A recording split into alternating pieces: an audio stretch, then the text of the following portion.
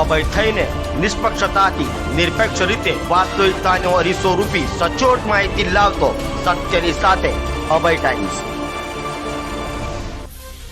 સુરતના સરથાણા વિસ્તારમાંથી બેફામ પસાર થઈ રહેલા કાર ચાલકે 5ને ઉડાવી દીધા હતા, જેમાં એક વૃદ્ધાનું મોત નીપજ્યું હતું। તો કાર ચાલકને લોકોએ પકડી પોલીસને સોંપતા દારૂ ઢીંચી બ્રેકની જગ્યાએ એક્સિલેટર દબાવ્યું હોવાની નબીરાએ કબૂલાત કરી હતી। સુરતના સરથાણા વિસ્તારમાં નશામાં ચૂર કાર ચાલક જીતેન્દ્ર માલવિયાએ રિક્ષા, બાઇક અને 3 રાહદારીને અડફેટે લીધા હતા, જેમાં વૃદ્ધાનું સ્થળ પર જ મોત થયું હતું, જ્યારે ગંભીર ઇજાગ્રસ્ત 8 વર્ષના બાળકને સારવાર માટે સ્મીમેર હોસ્પિટલ લઈ ગયા હતા, જ્યાં તેની સારવાર ચાલી રહી છે। સરથાણા પોલીસે સમગ્ર મામલે કાર્યવાહી હાથ ધરી કાર ચાલક સહિત 2ની ધરપકડ કરી કાયદેસરની કાર્યવાહી હાથ ધરી છે। કાર ચાલક નબીરાએ કારમાં જ દારૂ ઢીંચી નશો કરી મિત્રને મૂકવા જતો હોવાનું અને બ્રેકની જગ્યાએ એક્સિલેટર દબાવ્યાનું પોલીસ સમક્ષ કબૂલ્યું હતું। જો કે આ ઘટના સીસીટીવીમાં કેદ થઈ છે। બીજી તરફ પોલીસે સીસીટીવીના આધારે તપાસ હાથ ધરી છે।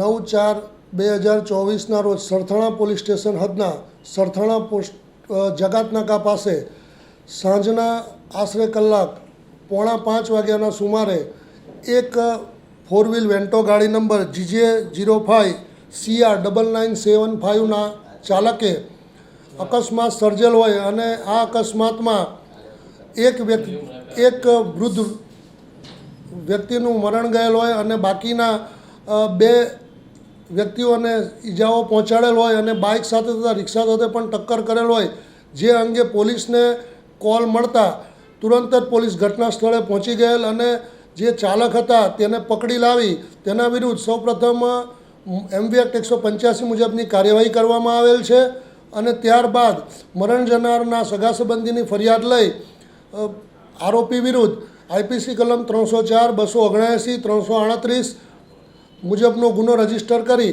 આગળની તપાસ PSI MG લિંબોલાઓ કરી રહેલ છે। અગાઉ આપને જણાવ્યું એમ જ્યારે પોલીસ સ્થળ પર પહોંચી ત્યારે તેઓને ચાલક જે હતા એ ડ્રિંક કરેલા હોય એવું જણાયેલું હોય, જેથી જ પોલીસે MV એક્ટ 185ની સૌપ્રથમ કાર્યવાહી કરેલ છે।